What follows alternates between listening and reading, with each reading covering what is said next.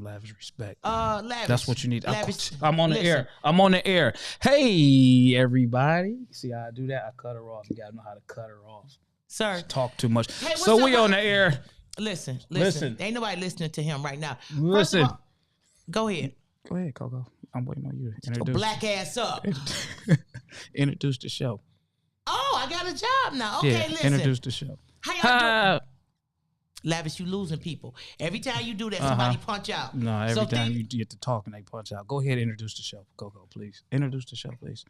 Go ahead. Think of this as money. Okay? Think of this as money.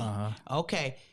How y'all doing? Listen, welcome to the Lavish and Coco podcast. Lavish T. Williams and Coco. We doing our thing every Tuesday at 12 noon. And listen, feel absolutely free to like us and share us and subscribe. And what we need y'all to do the most is check out the show. And listen, you could go back and check out previous episodes. We don't mind. Like all you folks that be sliding in the DM and all you biker men that keep sliding in my DM. Listen, meet me at my house. Yeah, you said meet you at your house. Don't do that. Don't do that. Let me do what I'm doing. Let me do this. I had to make sure I heard what I heard. Okay, listen, go ahead. They know who they are. Meet me at my house. And before it get cold, because you know the ground getting kind of slickish. It's like 20-something degrees. It's supposed to be cold this weekend. We ain't going to go out on your bike and it's cold. We have a situation. But, you know, meet me at the house. You know where the house is. And you know exactly who I'm talking to. Don't even worry about it. My man in Toledo, you know exactly who you are. I love you. Have a wonderful day. Welcome to the Lavish and Coco podcast. And my host is Lavish T. Williams. And today T means troublesome. That's what it means. A troublemaker. Hey, Lavish. Hey, Coco. How are you doing today, sweetheart? Oh, he acting all non-black. It's okay. Yeah, how you doing today, sweetheart? You all right? How was your weekend? I'm still living in my weekend. Okay. I'm good. It's a lot of stuff going on. And I want to get started with the show because I'm really, really excited about this show because last week, okay, I'm gonna try to be grown, and if I cry, it's okay. Last week, the world suffered a loss. An amazing entertainer, dancer. He was the DJ and the co-host on the Ellen DeGeneres show. Young man. We lost an amazing brother named Twitch, and you probably were first introduced to him. He did some videos, but I think our big introduction. He was also in Drumline too. But I think our big introduction to Twitch was not Dance with the Stars, So You Think You Can Dance.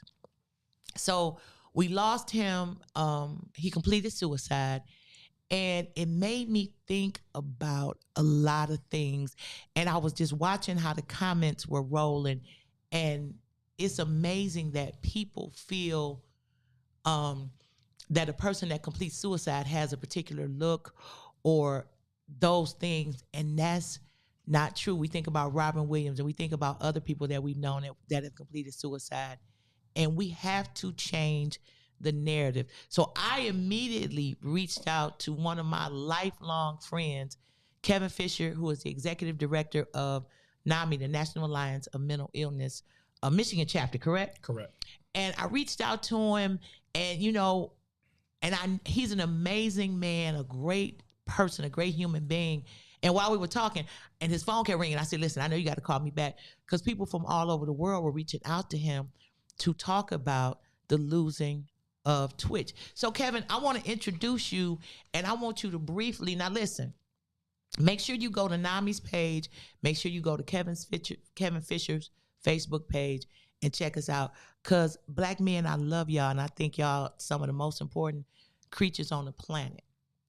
But you all got to heal. So, Kevin, I want you just to share your story and how you got to this place that you're in advocating for mental health and mental illness. And Lavish, I do want you to chime in, and I'm kind of sit back.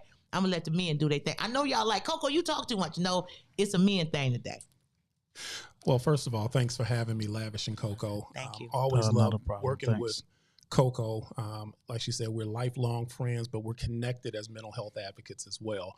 And Coco has been a tremendous mental health advocate. So I came to the mental health world by way of lived experience. My oldest son, Dominique, was diagnosed with serious mental illness in 2007. He was 20 years old, sophomore, away at college, doing really well as far as his mom and I knew. Dominique came home for Thanksgiving break 2007, was not himself, was rambling about God working for him and taking over the world. And his mom and I made the assumption that maybe he experimented with some drugs or alcohol, had a bad reaction. So we took him to a local hospital to be examined. And after lengthy examination, the doctors came out and said there's no drugs or alcohol in his system, but we're going to put him on a 72-hour psych hold. And that was like hitting a brick wall at 100 miles an hour, because neither of us had a history of serious mental illness on either sides of our family.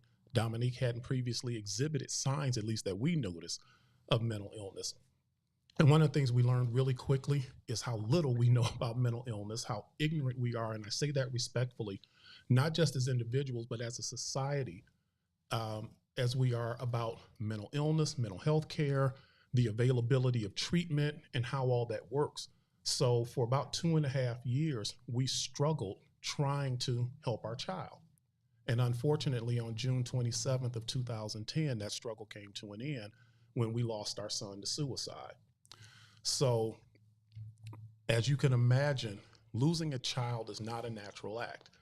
And as you can imagine, I was deeply impacted by grief, but the grief took me to a dark place that I didn't know existed. And I found myself spiraling deeper and deeper into depression. I had a therapist. I joined a national support organization for parents who've lost children. I tried to do everything that I thought was right. But I kept spiraling down. And probably 5-6 months after Dominique's passing, I got to a place where I just couldn't live with the pain anymore. And I started planning my own suicide. Wait. We just gotta. So your son came home from school and you had to take him to the crisis center. So that's what we'll call it, the intervention. Yeah, well, we actually took him to the emergency ward because we didn't know crisis centers even existed back then. So let's talk about that whole piece in dealing with a child that is acting out of what we consider to be the norm.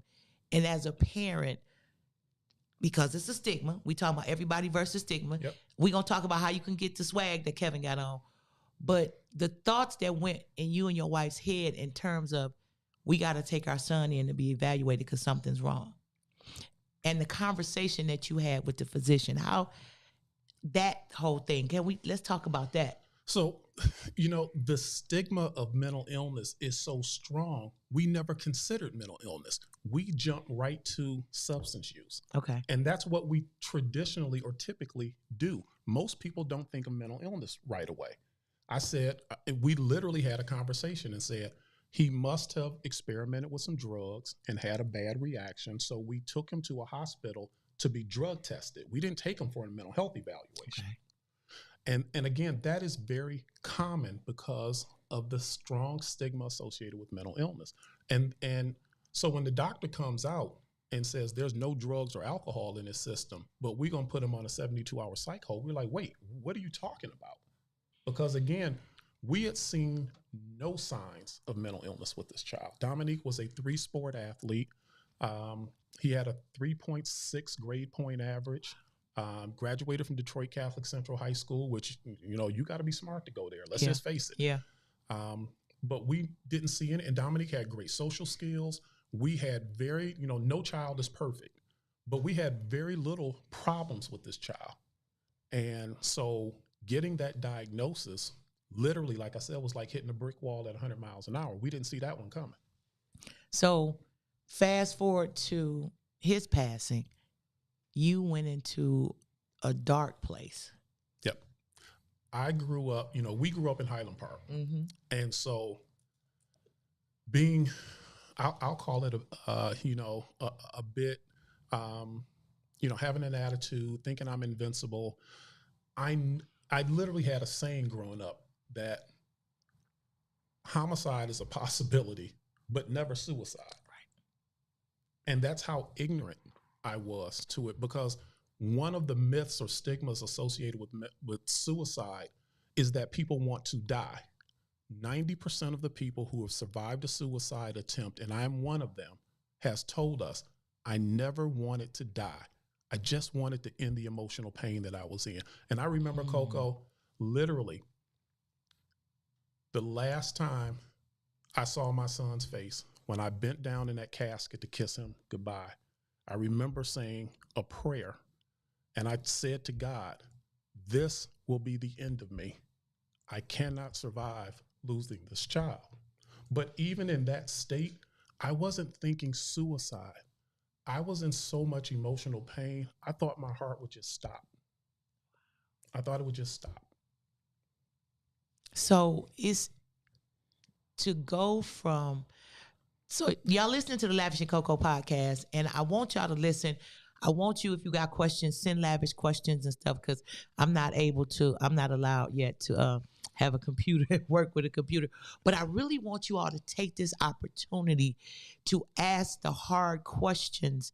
And listen, if you don't want to, we don't have to say your name. We could just say the question, because I want y'all to understand that mental illness does not have a color, shape, size, gender, any of those things.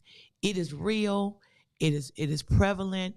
I know you probably been taught, ain't nothing wrong with you, go pray. Prayer is wonderful, but you got to couple that prayer with something. You gotta couple that prayer and activate that faith and all those things.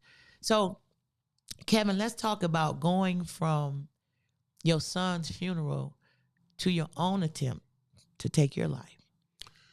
So, as I mentioned, I did therapy, and I did most of the things. And we're going to be transparent. So I appreciate what you just informed the audience of. Let's have a real grown folks conversation about this. Yeah. What I didn't do was talk to anybody. I kept it inside because I had 3 other children. My current wife, because Dominique's mom and I divorced in 2006, about a year before he was diagnosed. Okay. So my current wife, Sonia, and I were dating and living together at the time. And that all came about so I could become his caregiver. I actually quit my 6-figure job in 2009, lived on unemployment, $1,442 a month, to become his full-time caregiver. Because I wasn't worried about money. I was worried about my child. Yeah. So one of the things us men, and I always categorize us as what I call the most help needed group, because as you mentioned, mental illness doesn't discriminate. Stigma doesn't discriminate. It affects everybody, but stigma does vary by community and culture. And one of the stigmas, one of the issues us men live with is we have been led and bred to believe silence is strength. We're protectors and providers. We don't talk about our feelings. You don't come home and say, honey, I'm depressed. You don't come home and say, I feel anxious. We don't come home and deal with that stuff because we are called weak when we do that. And women have a tendency, and I don't think it's purposeful, but women have a tendency to emasculate us. We've seen it in the movies. We've seen it everywhere where a man... We've seen it in real life. Yeah, we've seen it in real life where women will say... And this whole different story because I can talk about my first marriage. But anyway, some things that I went through, and I didn't get a favorable response. I didn't get a supportive response. Okay. But anyway, I kept all of that inside because I said, I have 3 other children that I need to provide for, and they need to see strong dad. They needed to see dad who was getting up and getting them off to school and doing homework with them and all of those things. So what they didn't know is when they left for school, dad was balled up in the bed all day crying, trying to get himself together. And then dad would clean himself up when it was time to go pick the kids up from school and make their snacks and do their homework and cook dinner and all of that.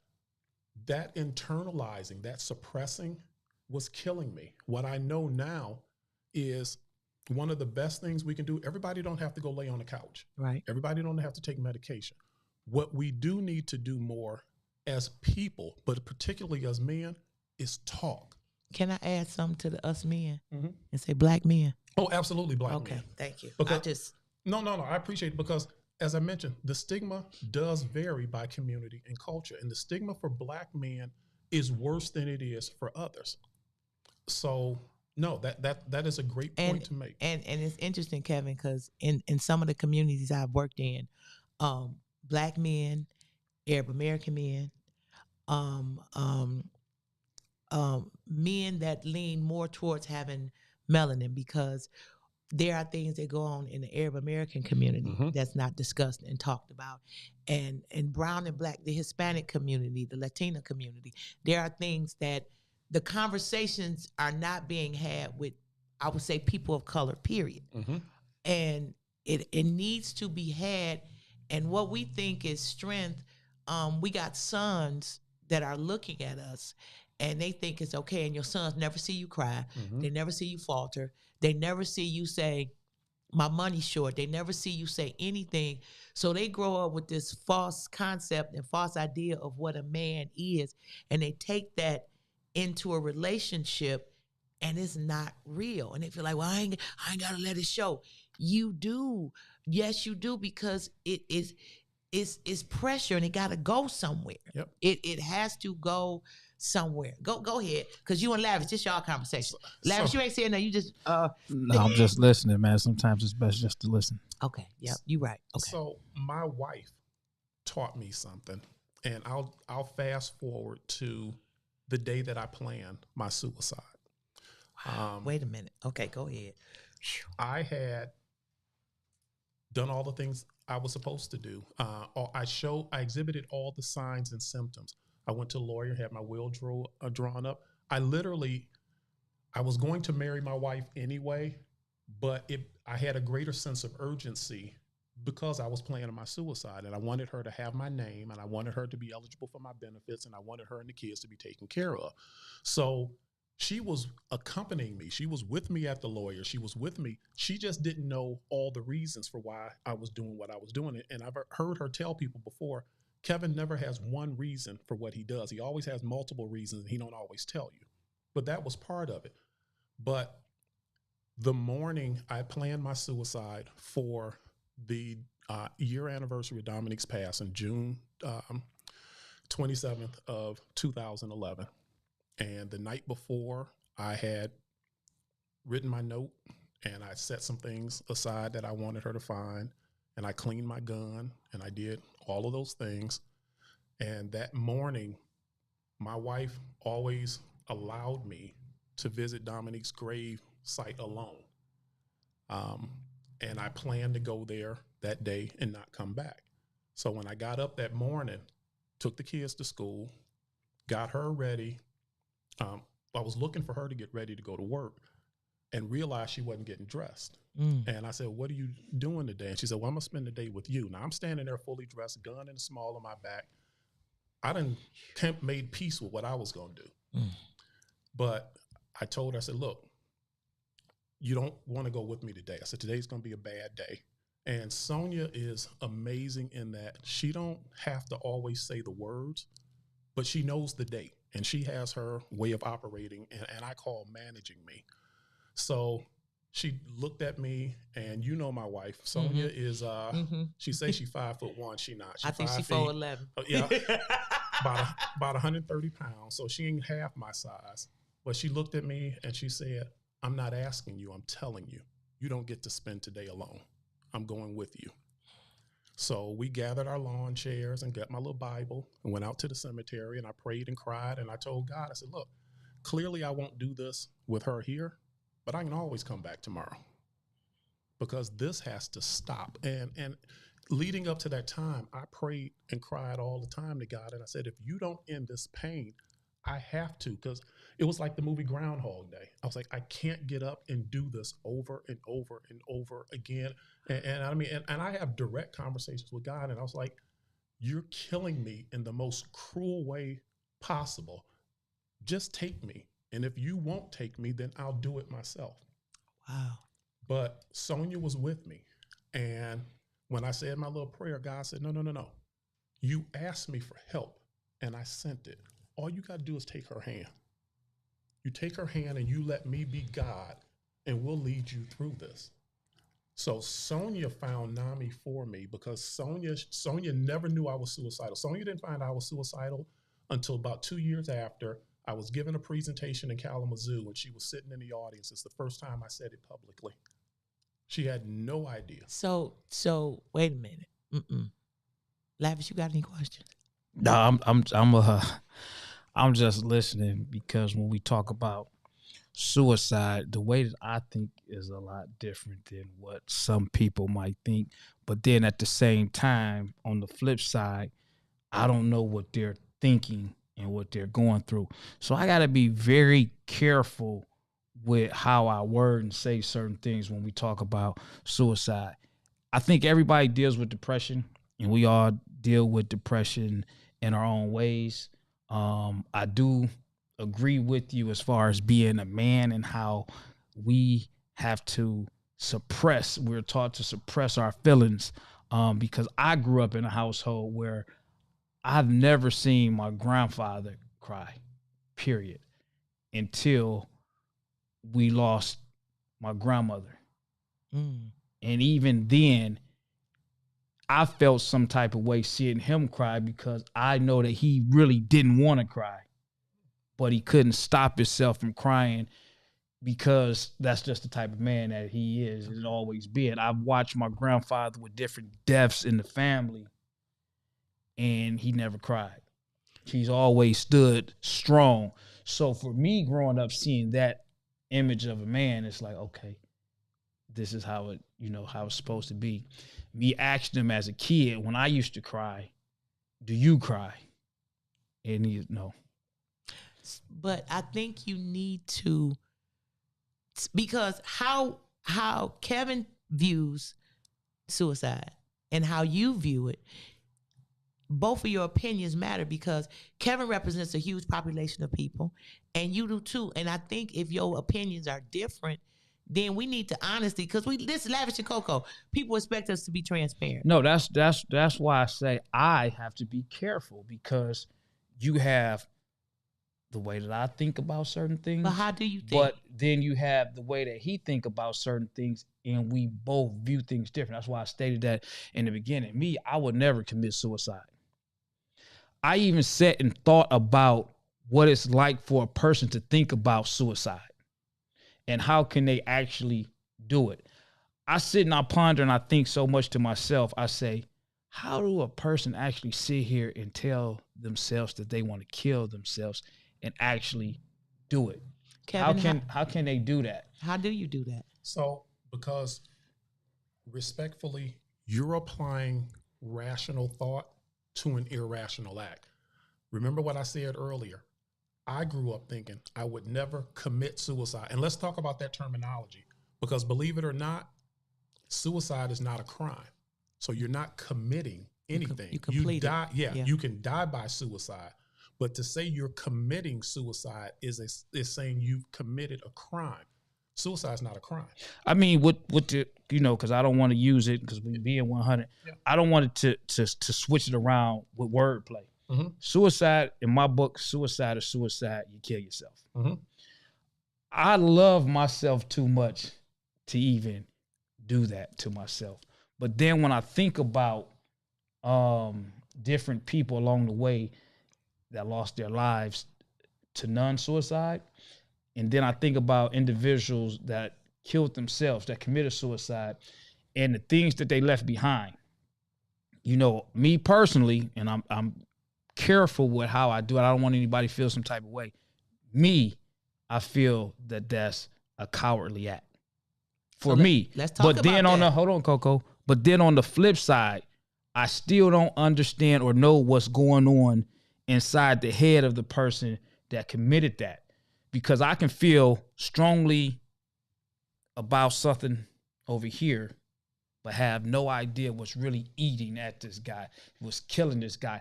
I don't know what goes on when he goes home. I don't know the abuse that he might get, the trauma, the mental stress, the agony. I don't know.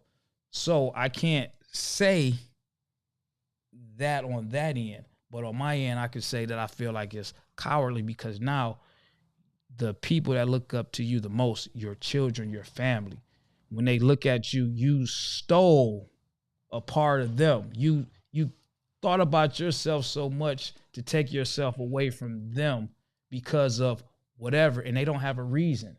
It's like your death becomes a big question mark. Mm. Why? What happened? Why would he do that? How could he do that? Why would he leave me? So that's why I say that. Now, I will say this. I done dealt with depression in my own ways. Okay. And I done felt like, wow, I done hit rock bottom. This is horrible. But then it's been almost like a gift and a curse with depression, because you get so far to the bottom where you almost feel like you don't care.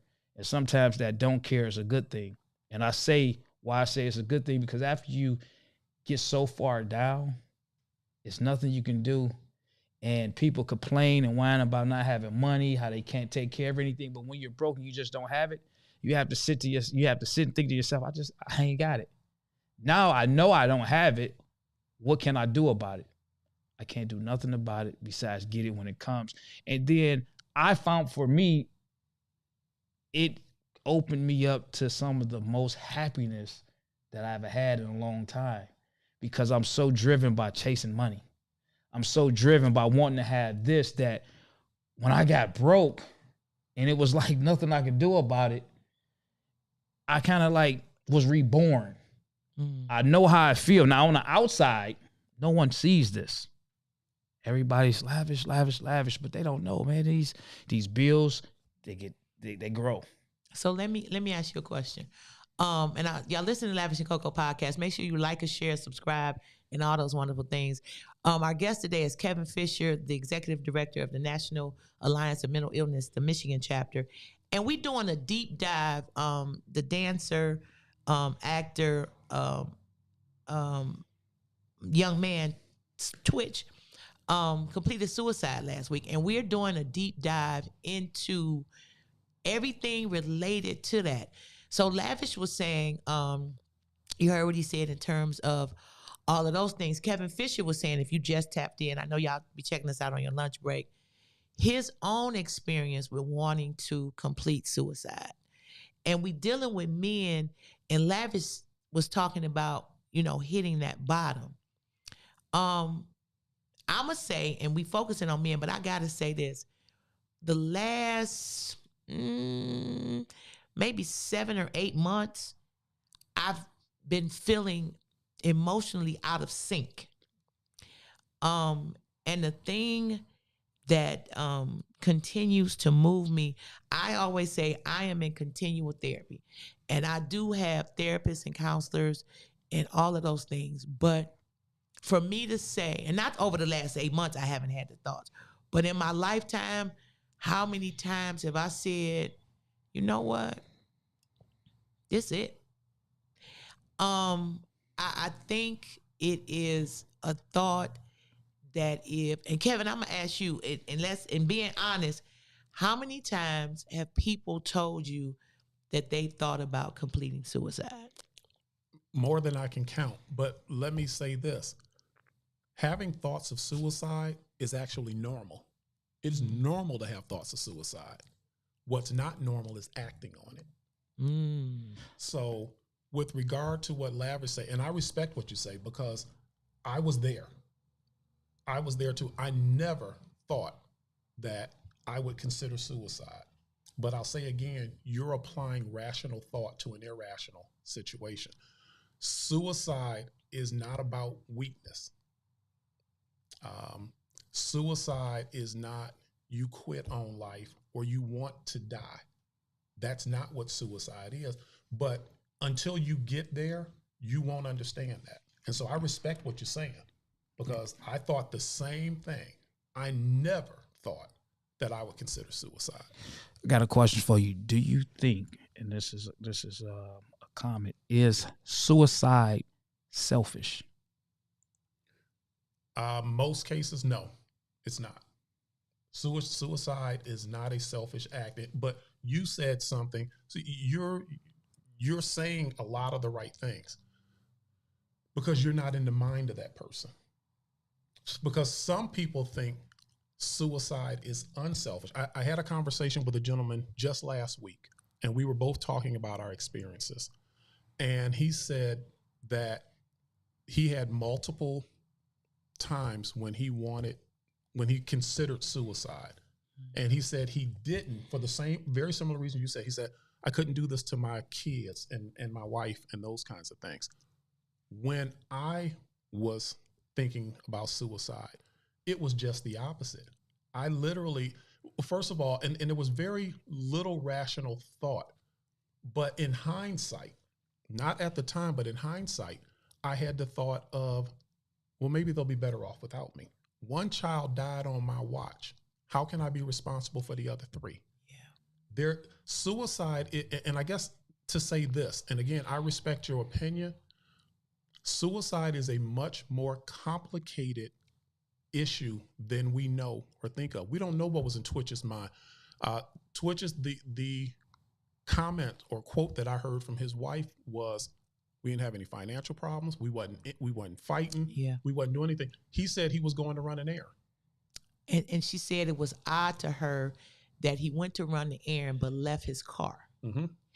And the next conversation was he went to a hotel and they heard gunshots and he had completed suicide. Because, and this is an old adage and we've heard this for so long, that we suffer in silence. Yep. But we learn to be, for lack of a better word, we learn to be fake before we learn to be real. Mm-hmm. So all those things, you gotta keep your fronts tight. I'm gonna fake it till I make it. Yep. But you don't understand the damage that you doing trying to live up to societal standards, socioeconomic standards, and all of that. And you're dying on the inside. You know, your family, your parents. Our parents told us, listen, these people coming over to this house, clean this house up. We don't want them to know so-and-so and so-and-so. And as I got older and started dealing with my depression and all my stuff like that, I'm like, well, wait a minute. If this your family and they coming to your house, why we gotta act like this ain't going on? Because if they supposed to love us, then they not supposed to judge us. And if they judging us, then what the hell they coming over here for? Because we in a bold ass situation over here, and we got some stuff going on. And most of them know we faking it anyway. Yeah. We lying to ourselves more than we lying to the people around. People know you broke. People know your daddy been out of work. People know that stuff. Yeah. We do this to ourselves, but you hit on something that's really important too, Coco.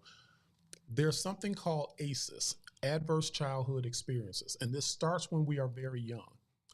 And this affects everybody, but I'm gonna focus on us men, particularly us Black men, okay.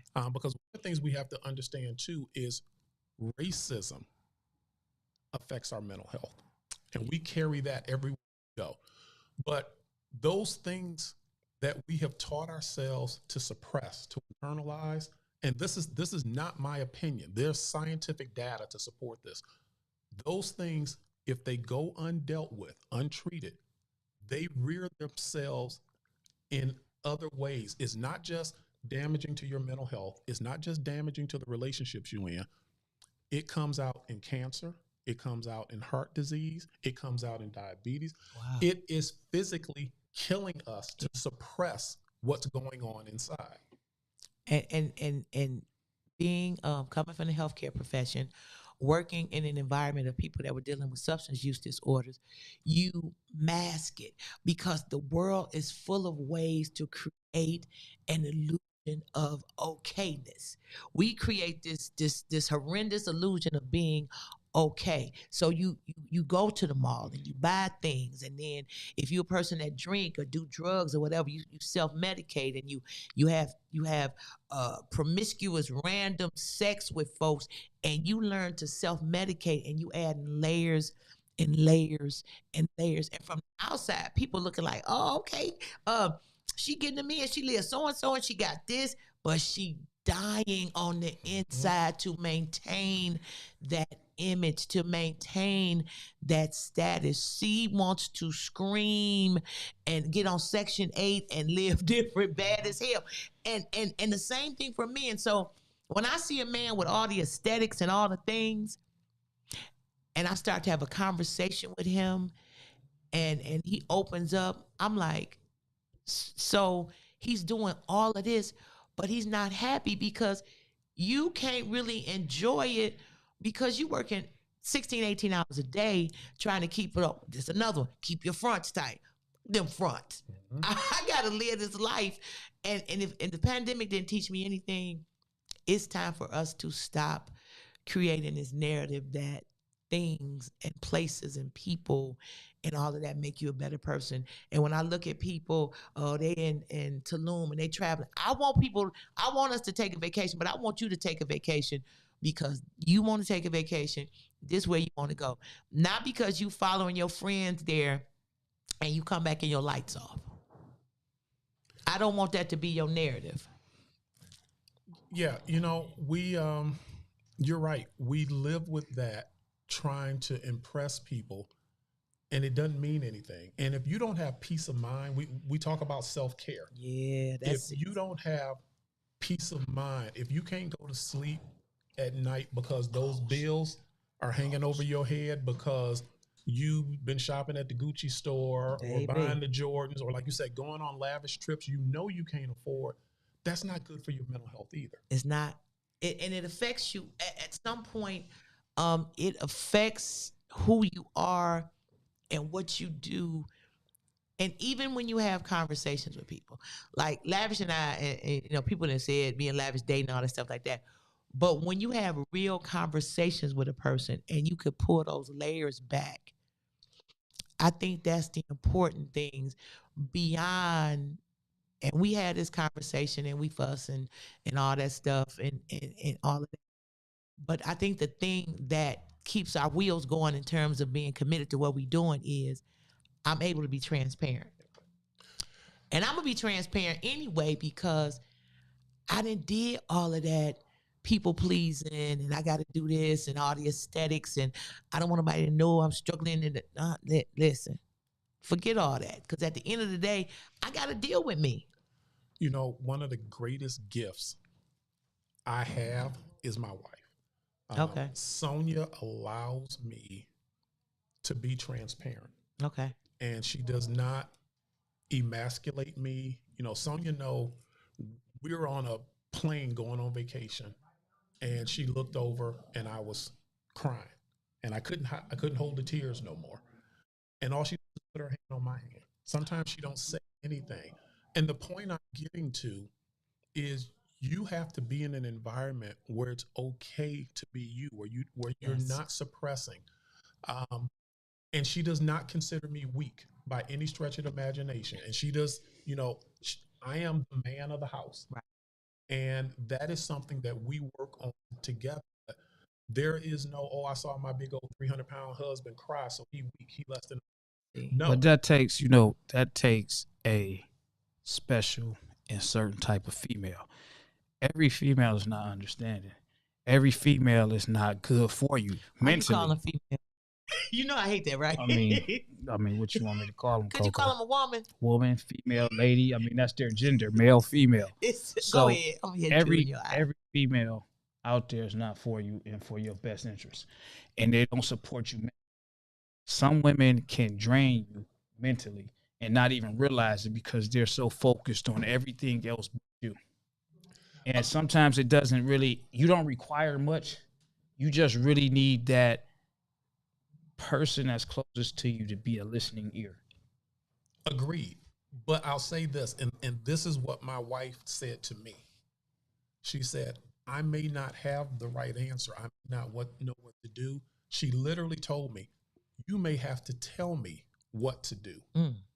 And so I agree 1,000% with what you just said, but that doesn't mean that can't be created. It definitely can be created. Yeah, that doesn't mean that a woman can't say, you know what, I didn't see this about myself. I'm gonna do better. And if they're willing, you gotta be willing. You gotta be willing, and you have to be really concerned, nurturing, and caring for that person. If you love that person like you say you do, maybe I need to check myself at the door. Well, maybe I need to think about that. Let me add this to it. We as men have to not accept anything less. Ooh, wait a minute. You bet. I love black men.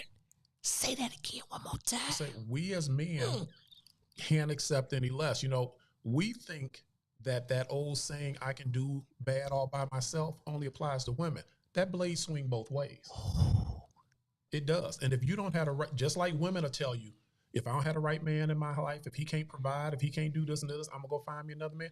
Men have to be willing to do the same thing. Because I'm going to say this, there are good women out there.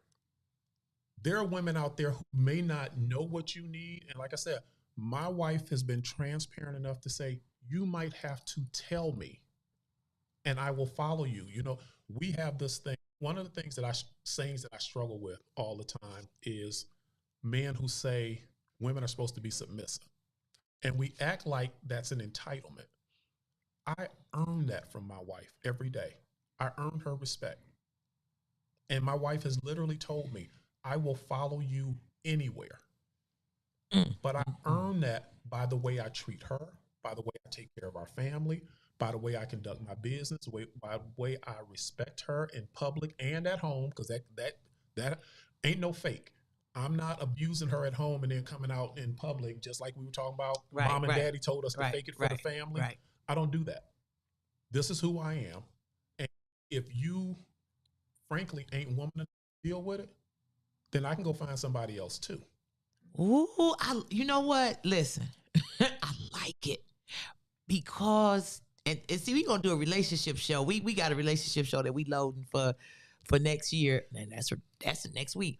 But I think when I hear men say submission, that they want a woman to submit, here's the thing for me with submission.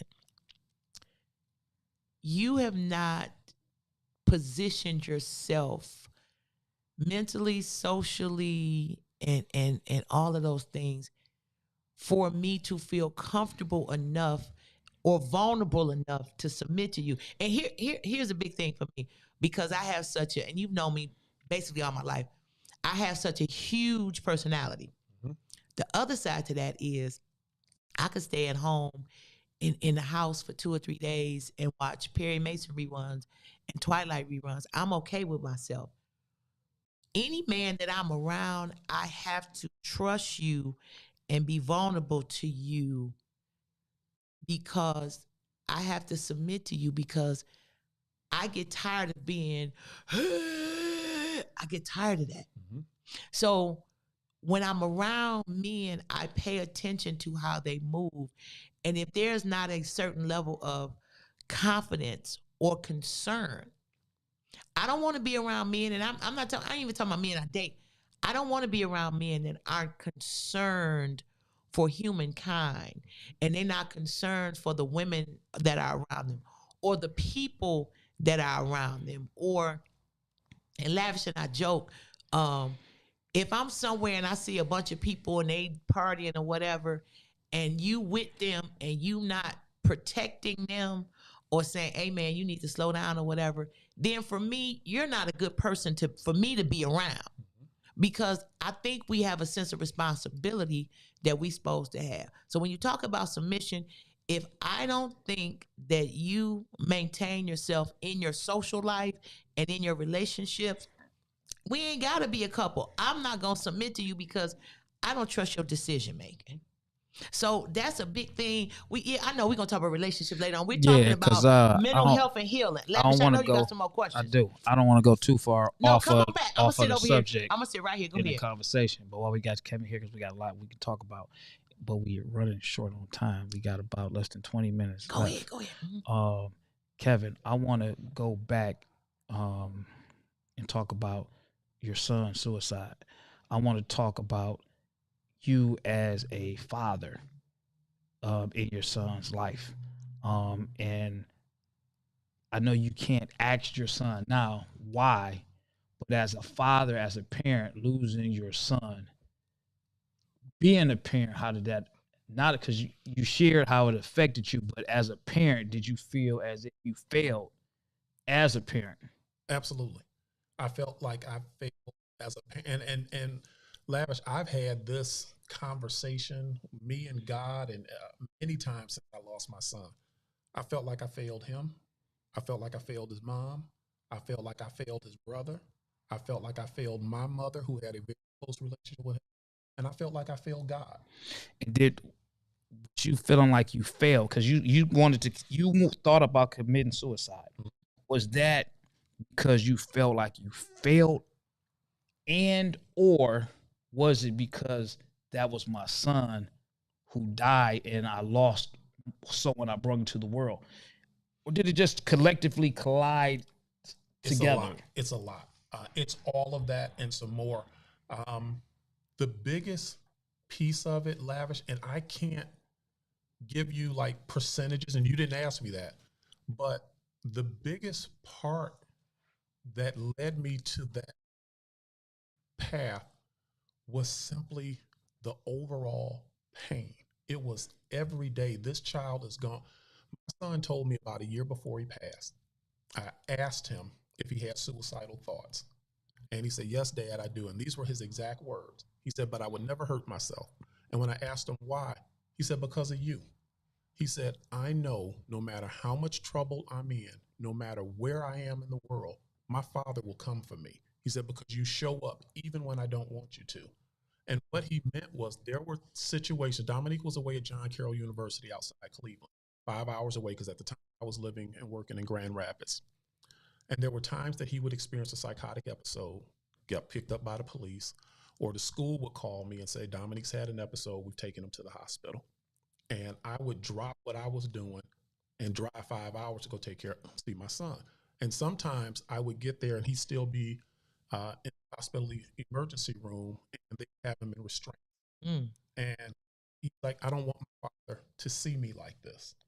But he said, Dad, you show up even when I don't want you to. So I believe, and I was very involved with my kids. I coached Little League and AAU, and I have very close relationships with my children because I always, the stigma of Black men is we're absent in the family. And I was like, no, I'm never going to give my kids the opportunity to say my dad wasn't there. Okay. So I was very involved with him. But yeah, it was a guy, and forgive me for the long answer. There's a guy named Kevin Hines. Kevin Hines is one of less than 36 people who survived a suicide attempt by jumping the Golden Gate Bridge. And I know exactly. Go ahead. And he's got a documentary out called The Ripple Effect that people check out. But anyway, Kevin was here in Detroit. We were at a conference together. We're sitting at a table, just two guys having a conversation. I was telling him about my son. And he told me about his story. 17 when he attempted suicide. And he said when he released his hands from the rails of the bridge, he immediately tried to grab back. He said because it was only in that moment that he realized he was going to die. Like I said, suicide is not simply wanting to die. Kevin was same thing. He said, I was trying to end an emotional pain. So he said, immediately I tried to grab back at the rail because I didn't want to die. And when he told me that, I broke down and started crying because I remembered my son saying, Dad, you're always there for me. And I told myself, if for one fraction of a second, when that child stepped off that chair with that strap around his neck, if he had one thought of wanting to grab back like Kevin did, or if he had one thought of saying, Dad, I need you now, and I wasn't there, I failed him. Okay. I got a question for you. Could you love yourself and just want to free yourself from an imaginable pain? And I'm assuming that means suicide. And if that's for me, I could definitely free myself. And I can love myself and free myself from a pain. Not a suicidal thought in my mind, but my thing is distance. Can I say this to you? And again, I absolutely respect what you're saying. I hope you never find the place that I found. Because I'm telling you, I never, ever thought I would consider suicide. Ever. That's the last thing I would ever think of, I ever thought I would experience in my life until I lost that child. So Kevin, this is interesting because I know someone who attempted suicide, and by the grace of God, the gun didn't go off. Mm-hmm. And they said the exact same thing that you said. They said between getting the gun, racking it, and trying to discharge it, in that instant of hearing the click, they threw it because it's in that macro second that was their release. Yeah, this will kill me. Yes, and they threw the weapon, and it's so very interesting when I think about what you said, because it's exactly in that space that we can't even fathom.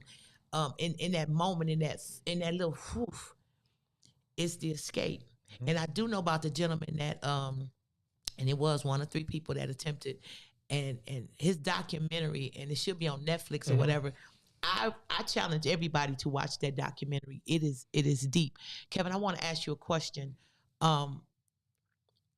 For men that attempt suicide, why is it something that's horrific or disfiguring? Like you hear men and they say, like, you had the gun with you, and your son hung himself, and the gentleman that wanted to jump off the bridge. For men, it's something horrific, and for women, it's usually pills or something where they won't be disfigured.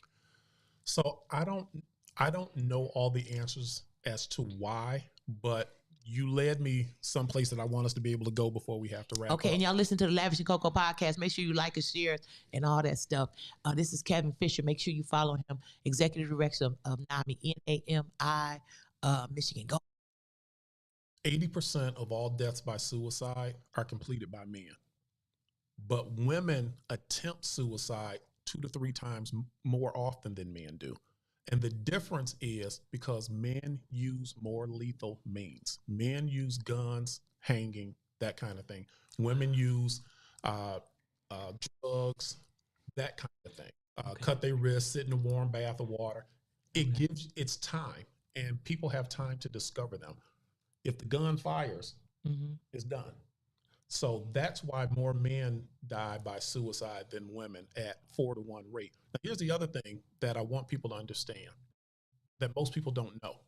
In the United States, we lose twice as many people to suicide than we do to homicide. I'll say it again. In the United States, we lose twice as many people annually to suicide than we do to homicide.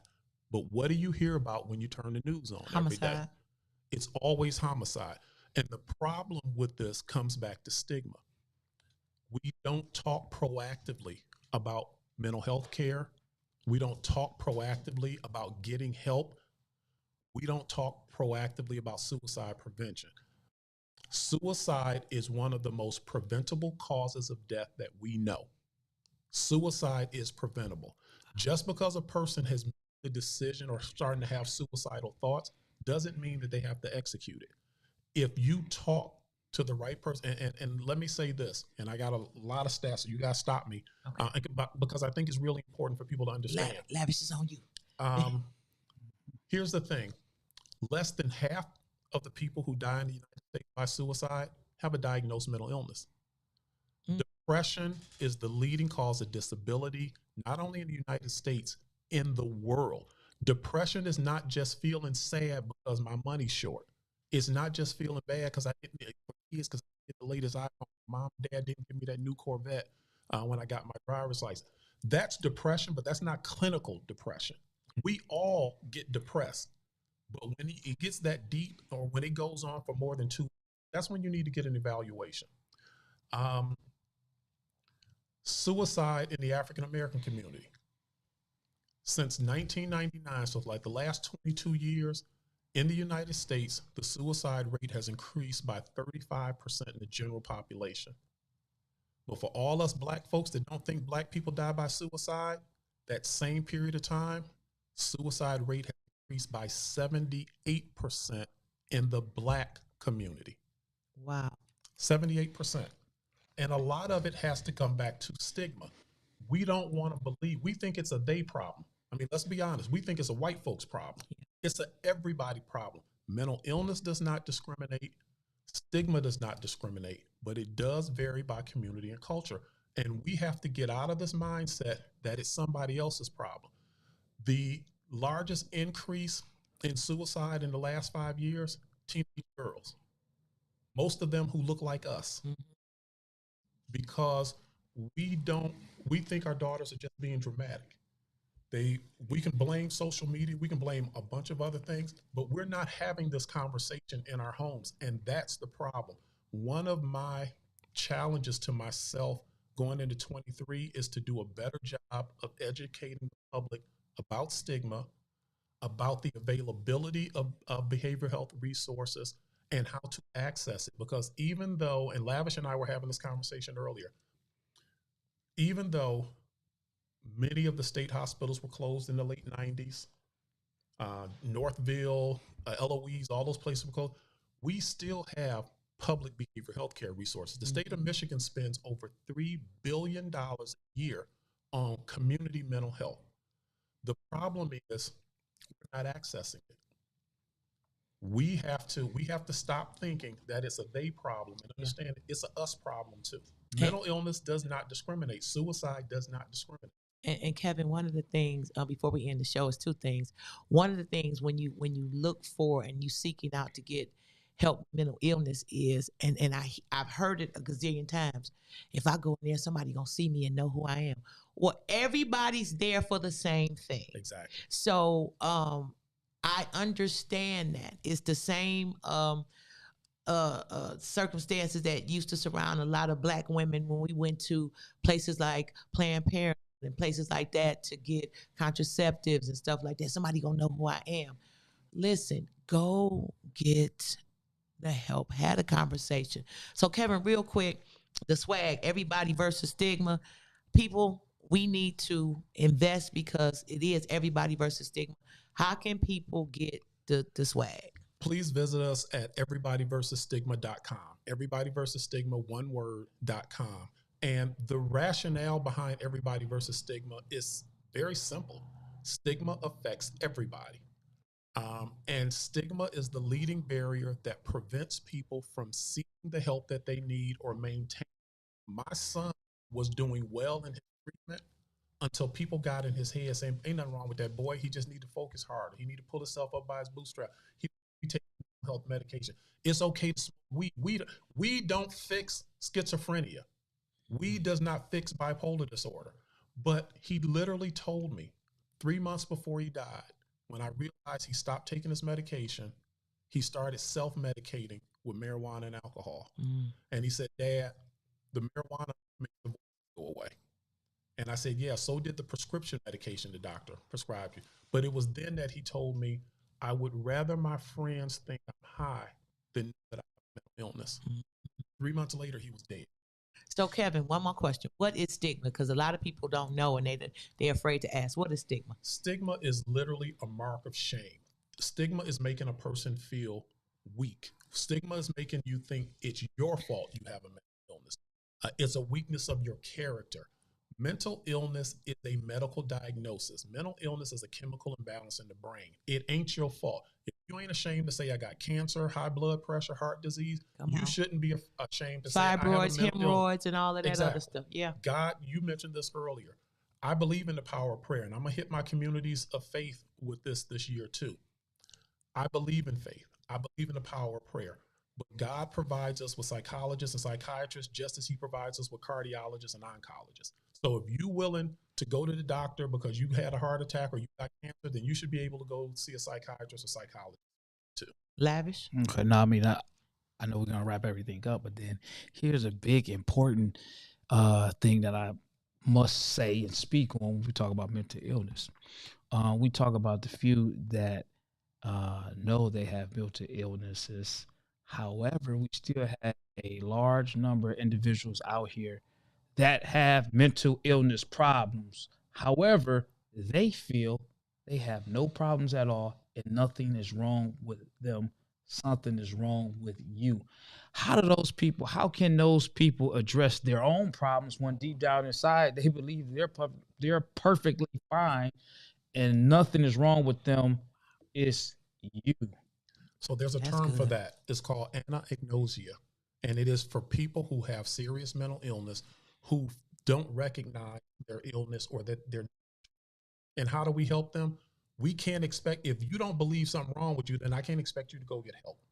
But there is something in the state of Michigan called assisted outpatient treatment, or AOT, or the street name for it is actually called Kevin's Law. And it's not named after me. It's another gentleman named Kevin Huizinga, who was killed in a bus station because he encountered a man who had serious mental illness who didn't think he was mentally ill, and he killed him. So what AOT or assisted outpatient treatment allows you to do for an adult, and you don't have to be a family member. If I thought you had a serious mental illness, but you didn't understand it and you didn't understand your need for treatment, I could go to probate court, not criminal court. I could go to probate court and get an AOT order, and the court would compel you to submit to a mental health evaluation. And is after it's kind of a complicated process, but it's really not, because we try to protect the rights of the individual as well as the community. But at the end of the day, the court can compel you to submit to a mental health evaluation. And after you've been evaluated, if the doctors say Kevin has a mental illness and needs help, the court will enter me into court order treatment. None of this is criminal. It is all probate. It's all in civil court. But they will provide me with mental health care treatment. They'll put me on a plan, and if I don't show up, they'll come out and find me and bring me back and say, do you understand you need treatment? And if I continue to resist, then the court can send me to a hospital to get help. There are a lot of, I'm simplifying something that's complex. And again, we work really hard to protect the rights of the individual. But I'm going to say this for the listening audience who's going to say, well, you should have the right to decide whether you want mental health treatment or not. And to them, I say, and as an advocate, I'm always trying to protect the rights of individuals with mental illness. But I also have a responsibility to protect society.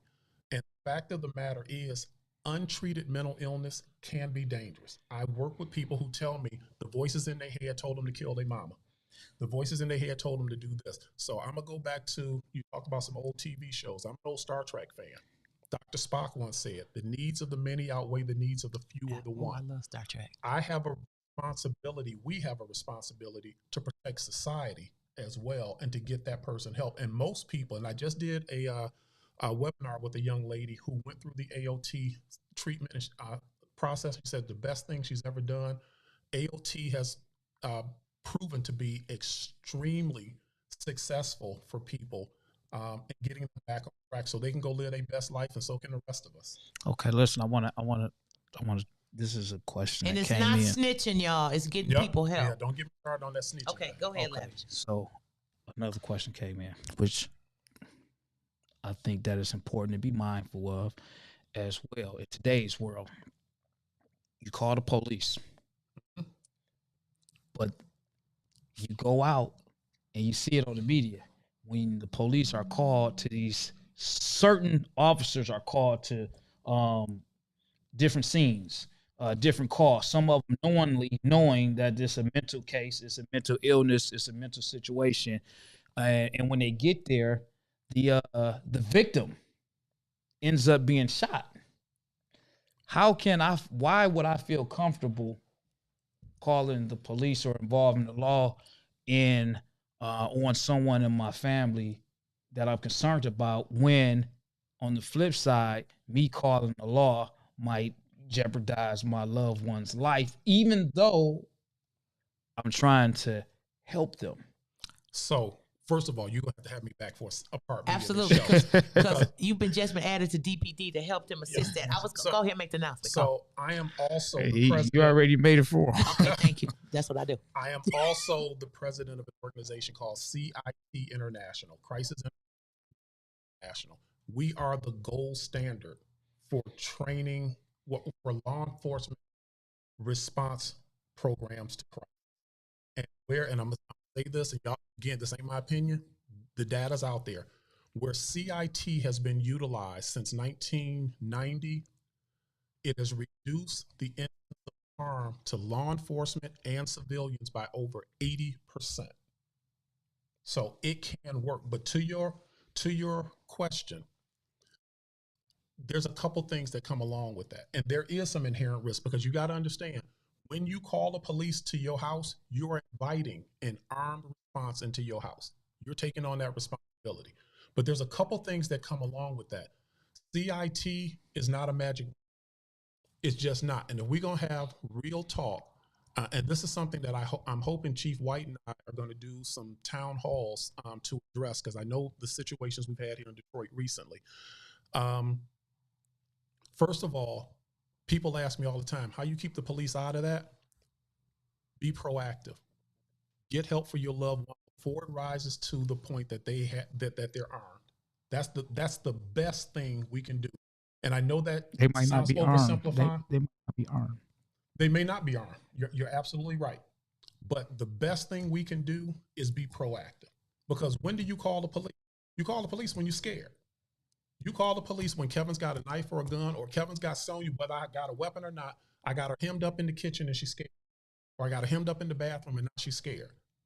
But was there, and I got to put this out there. I'm not kicking blame on the victims or their families because I know all of those situations. But I can tell you in my history, in my experience, we don't always do what we can do proactively to prevent it from getting to the point of somebody going to get hurt. We have to be proactive. We have to educate ourselves about things like AOT because most people don't know. Most people think that once a person becomes an adult, a parent thinks, well, there's nothing else I can do. They're adult. I can't do nothing else. But yes, you can. That's why I say I'm going to do everything in my power to educate the public about what resources you have to prevent those kinds of situations. CIT is only utilized, and there are over 17,000 law enforcement agencies in the country. Less than 5,000 of them utilize CIT training. Wow. So, and then even if you have a CIT trained officer, and Chief White said this at his press conference last week when he unveiled the new units and non-lethal means and all of those things, that's still not 100% guarantee that if you call us, we can have the best trained CIT officers with the best intentions in the world. There are some situations that cannot be verbally de-escalated. And again, I'm not justifying the use of force and not putting any blame on these families. But we know the reality is if you draw down on a cop, they're going to defend themselves because they're human beings too. Yes, they have training and all that, but if you draw down on a cop, they're going to defend themselves. So my perspective, let's get as far in front of this as we can. We are a reactive society to mental illness. And we keep hoping it's going to go away. We keep looking at he didn't hurt nobody the last time. I'm just going to hope it goes away. It's not. Mental illness is a medical diagnosis. If you ignore cancer, if you ignore shortness of breath, what's it going to do? It just gets worse. You're better off dealing with it at stage 1 than you are at stage 4. We have to help ourselves as best we can.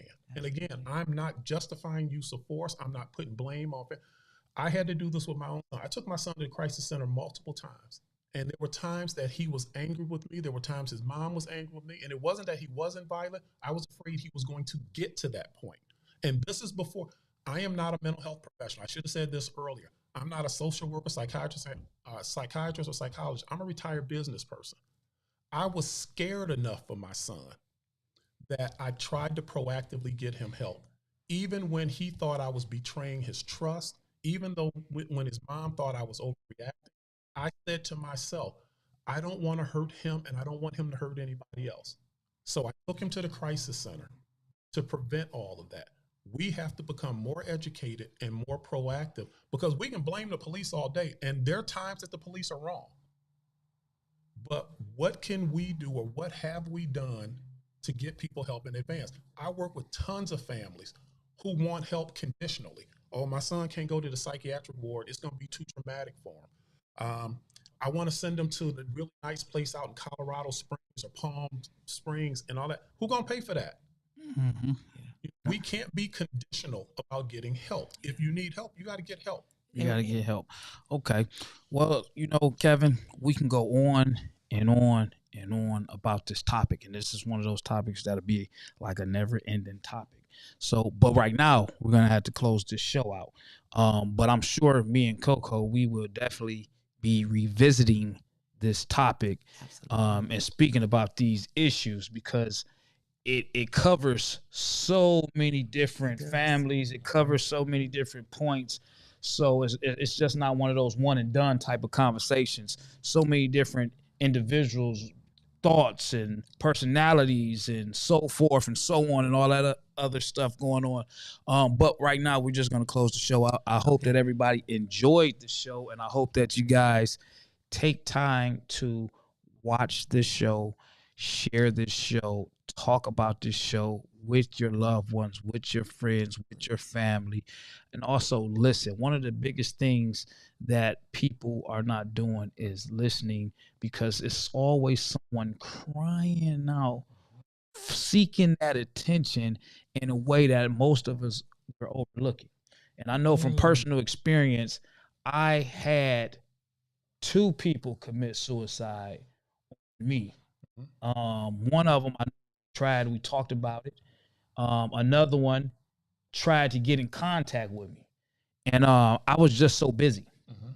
I was so busy that I think about it like, man, I kept spinning them off. I kept spinning them off because I'm over here and I'm busy and I'm doing this. Then I had individuals that called me and told me, hey, man, it's over with. And I'm like, what's over with? And I'm surprised that I know so many people that tried to commit suicide. People feel comfortable sharing that with me, especially now at my age and the things that I'm doing and the conversations that I have. It's like it's a no judgment with me. I might talk to you about a lot of intimate, private things, but it's not going to go out, further than that, because you believed in me enough to share it with me, that I'm not going to make you feel regretful that you shared it with me. And I mean, it's so many different things that go on in these people's heads on why they feel that way. And people might look at another individual as a person to look up to because they feel like, hey, you might have the answer. It's people that look at me for certain things, not like I'm just the best person to give advice to, but they see something that's relatable. And it's like, hey, I want to, share XYZ with you. I'm comfortable talking to you about this. So I take my time out to listen, because sometimes I think back and I say, man, if I could have talked to him, I could have did something different. The first guy who told me about him trying to kill himself, and he did the second time, he kind of planned certain things. I'm not saying for me, but it was things that I needed him to do. And he went out and he did it. And I told him, when I get things all in order, give me a couple weeks, I will be reaching out to you. I kept my word. And I'm calling, and then his mother left me the phone number. So I said, okay, you got a new number. I called, it was his mother. Mother knew everything about me. I didn't know anything about her. I said, don't know what. And she says, I don't want to say his name, but he killed himself. And I said, what? Get out of here. And she said, yeah, he was telling me about that y'all were supposed to be doing this and y'all were supposed to be doing that. But I had no idea. I remember him sharing with me, and I asked him questions on why and this and that. And he said it was because of that and this. And I don't know what I was thinking, but I knew at a certain time every morning I light a cigarette. So in my mind, if I leave the stove on for the next few days, when I wake up and I light the cigarette, I'm going to blow up. However, he did blow up. The house blew up, and he was severely burned and everything. And he healed, and I thought maybe it was like a wake up, like, man, I don't know what I was thinking, but he ended up killing himself. So sometimes we just need to have a little bit more time and patience to listen, because sometimes people are saying things that we're not really picking up on, but we have to, and it's hard because people suppress things so well. We just got to become a better friend, a better associate to certain people that we come across. And then you never know how you affect strangers. A lot of times, strangers could affect you way better than some of the closest people, and vice versa. Absolutely. I want to say this, going into the holidays, as we look around, we want to wish you a happy holiday. We want to tell you have an amazing holiday. Happy holiday, happy Hanukkah, happy Kwanzaa, Merry Christmas, and all that stuff. But show a little mercy and grace to your family this season. If they didn't get you a Christmas present, okay, you got enough stuff. You grown. You don't need nothing else. You really don't need nothing else. Sit your butt down and pay attention to your family members. they isolate or whatever. Just like you pay attention, hey, grandma, take your blood pressure medicine. Hey, Uncle Jimmy, check your blood sugar, whatever. Ask them some questions and see where they are mentally, especially going into the holidays with everything going on in the world. Kevin Fischer, I so appreciate you coming. I appreciate you being my friend, first and foremost. And I appreciate you coming on the show and all the information. How can people keep up with what you're doing and what NAMI is doing and all that stuff? Share your social media information with the folks. So you can follow NAMI Michigan at NAMI of Michigan, NAMIOFMI, on all the social media platforms. As Coco mentioned, you can find me just on social media. Just look for Kevin Fischer. You can also find me at Everybody Stigma on social media as well. So listen, we love y'all. Be kind, show some grace, show some mercy. My name is Coco. I know on Facebook it's Ginger Hudson. I had some stalkers. Don't worry about that. On Instagram and Elon Musk Twitter, I guess today, I don't know. He said he gonna quit and leave. People like, man, go on about your business. Go on, be interested somewhere else. But I'm Coco the Comic as well. And follow me and all that stuff. And we're going to have some interesting pictures for you next week because Lavish going to make, again, his entertainment debut. But we're going to talk about that later on. He going to go live tomorrow. We're going to talk about that. Mr. Lavish, how can people keep up with you? People can find me on all social media platforms at Lavish T. Williams. Well, with that being said, it's time to go. Oh, all right, man. We thank y'all for tuning in, man. Y'all have a blessed day and a happy holiday. Yeah.